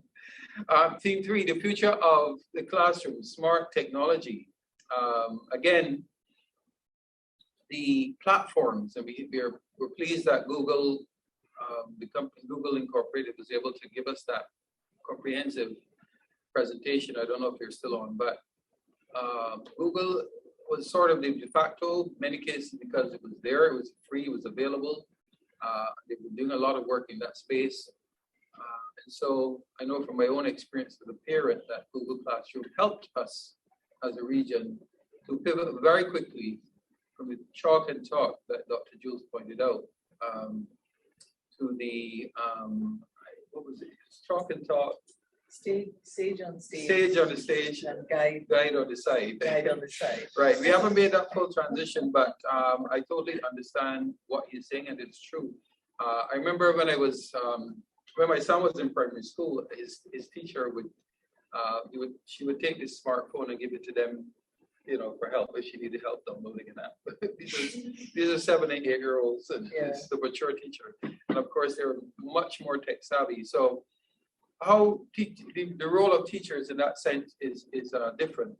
They don't have all of the knowledge that exists today on YouTube and on the internet in general, on online learning platforms, is much more than any one single teacher can master. And so how does that teacher guide their students toward the information? How do they teach them research skills? To understand that if you have an assignment, it's not Google it, kind of paste, submit, it's a whole different ball game. So the technology supporting education, and we appreciate also the presentation from Kenneton with very much, because I love to see the indigenous and regional solutions. Again, as Dr. Jules pointed out, you can see the Karodi Swamp as opposed to, Caroni. what did I say? Well, I'm just saying, because I know you're from Barbados, so, you know, as I may mispronounce something in Barbados. Well, thank you. But I didn't want my Trinity friends, I didn't want my Trinity friends taking a dig at you. All right, fair enough. Thanks for that. So, you know, we're seeing some local content, and that is good. And I think it's good for our social, our cultural identity. And of course, the issue of the psychological issues, the social issues. And I really enjoyed the presentation from our last presenter. Raj, I call it Raj. Raj, yes. Raj Kept it real. who kept it real. I like those kinds of presentations, and I think it was actually very direct and very real. So, and I think a lot of people identify with what you put forward. Of course, Dion Alton, known him for a long time.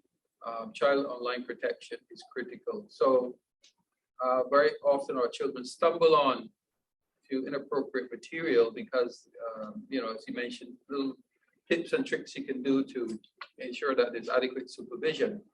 But not everyone is a cybersecurity expert like Dion and able to, you know, access logs on his home firewall and determine where my children have gone. Yeah, so, you know, we're talking about parents who have not grown up with the internet and who are not cybersecurity experts. So there's that as well.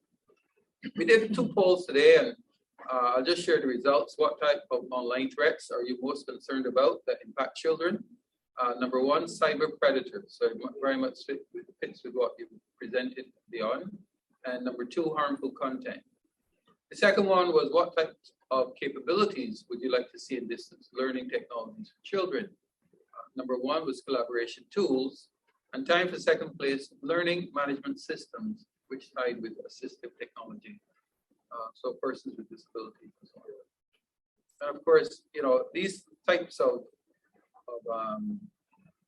crises tend to highlight those persons who are most vulnerable. So it's not the persons who can afford the internet, who can afford the computer, who can afford everything, but those persons who are vulnerable. And as was pointed out by our clinical psychologist today, we're talking about the Miss Alicia Hoyt.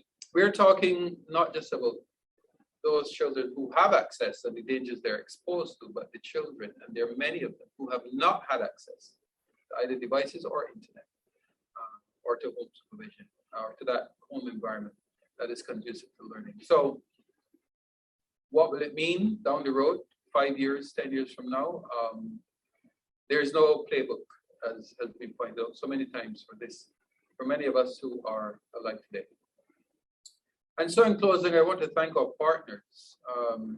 I want to thank Dr. Sadia Sanchez, the Director and Representative of the United Nations Educational, Scientific and Cultural Organization, UNESCO, Cluster Office in Jamaica, Cluster Office for the Caribbean in Jamaica, Mr. Cleveland Thomas, the Area Representative, ITU Area Representative, Mr. Sylvester Cadet, Program Officer, who also was a presenter and speaker. And of course, with the support of His Excellency, Dr.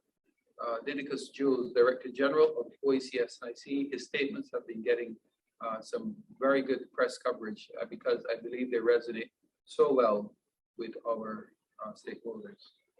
And there are many speakers, but I will name them. I think we're okay on time. Dr.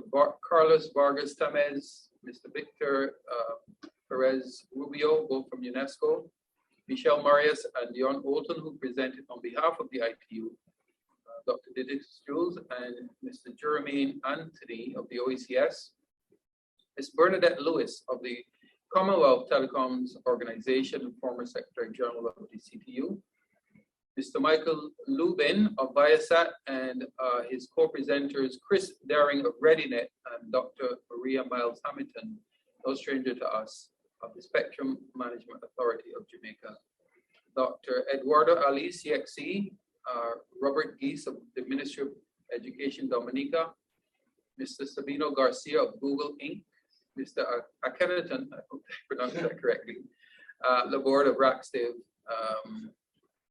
long-standing associate of the CTU. Ms. Alicia White, the clinical psychologist, I really did enjoy your presentation, and I thought that we could not have this conference, this forum, without having that perspective in respect to mental health.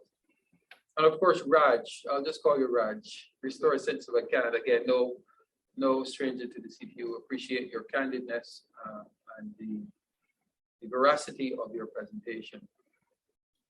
Our sponsors, of course, Viasat, our top level sponsor Viasat, a CTU member, again, very recently joined a CTU member, and we appreciate our private sector members, especially those who are contributing to the development of the region in terms of infrastructure, in terms of economic investment, job creation, providing access to rural connectivity, and we really want to build on this partnership as we go forward.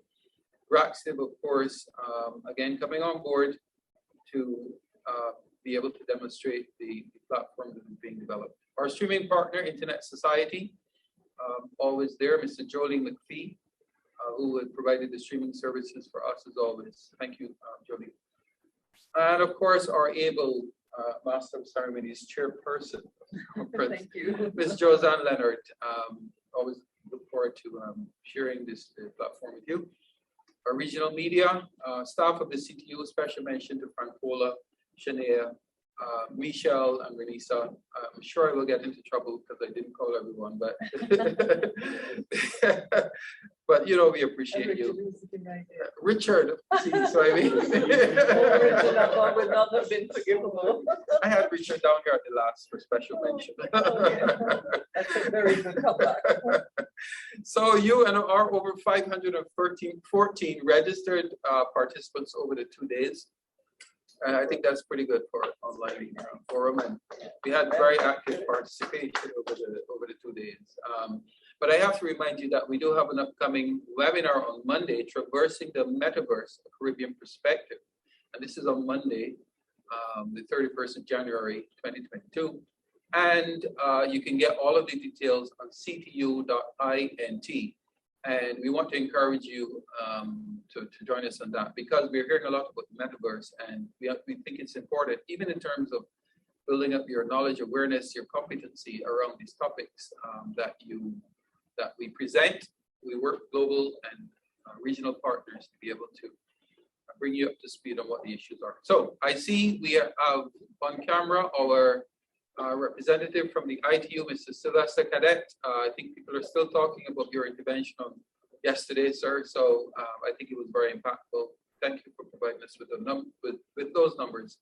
And I would ask Richard to cue him up now to go ahead and give his remarks. Thank you.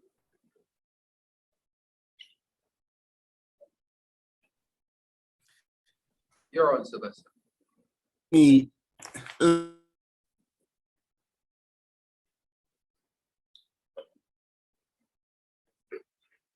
First of all, thank you so much, Secretary General. Don't try guessing our ages, of course. But it has been a pleasure collaborating with the CTU over the years, and surely in this particular forum,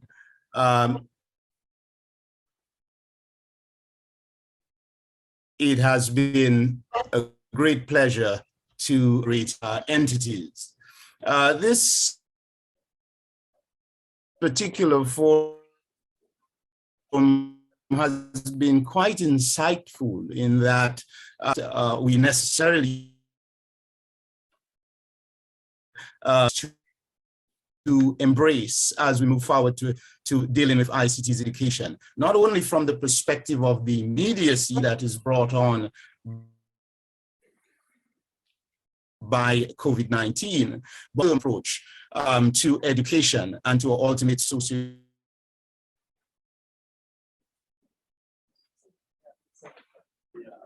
Problems. Is it live or is it what I'm saying? Is it Development. I really want to feedback. Can you all hear me? You may be breaking up a bit. I'm not sure if that's the experience for everyone, but you're breaking up in the room here.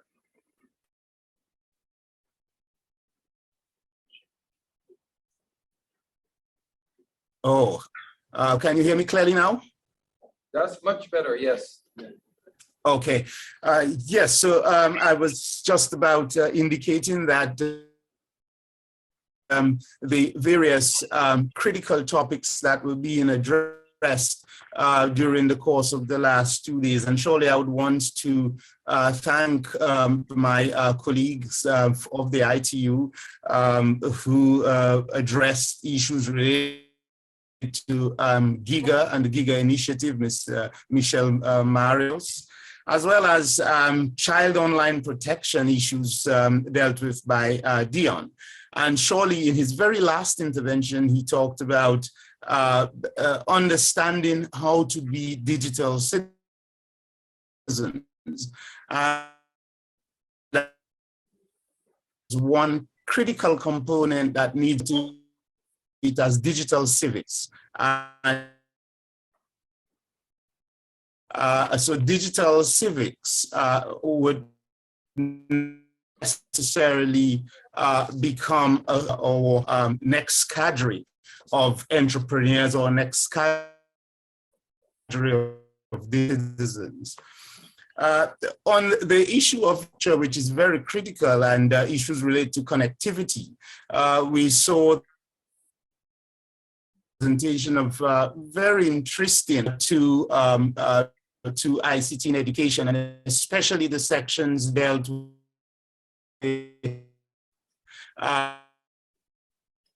Sylvester, you're breaking up, so we're going to stop the video and Mr. Akena. I'm breaking up again. Yeah, go ahead. We've closed the video so that we can hopefully get better audio quality. That's fine. So okay, then. I anticipate you can hear me clearly now.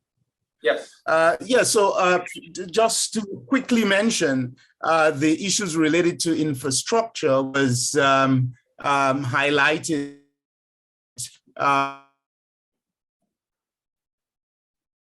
by Mr. Michael Luben, especially the options mentioned of critical importance that needs to be incorporated into the whole concept of ICT in education. If we are to ensure well-structured integrated development approach, then of course one issue that was highlighted by the speaker on mental health is she incorporated what is referred to as corporate social responsibility. I believe often in the creative and cohesive combination of public and private. And I think this is critical when we address not just the impact it's having, especially on IQ, EQ, of course, in terms of mental health. Issues related to persons with disabilities also, that is a critical area that needs to be looked at. So the question is now, what next and where do we go from here? I recall this in Wonderland.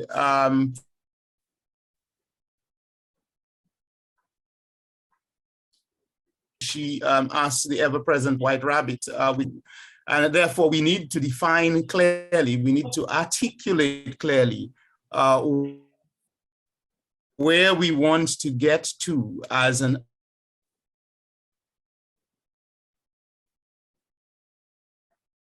outcome of this forum, the next level, to the next stage, and in the implementation of ICT pinnacles in the education sector. And speaking about roads, then how do we set a path? I recall, and I'll end with this, the words by Antonio Machado. He said, "Traveler, there are no roads. The road is made by walking." So just like mountain goats creating their own path on steep and precipitous mountains, so too we need to beat a path for ourselves simply because map just on two occasions in the Caribbean what exists elsewhere. We can learn from it, but we need to craft a new approach to ICTs and the integration of ICTs in every single aspect of human endeavor through our education system.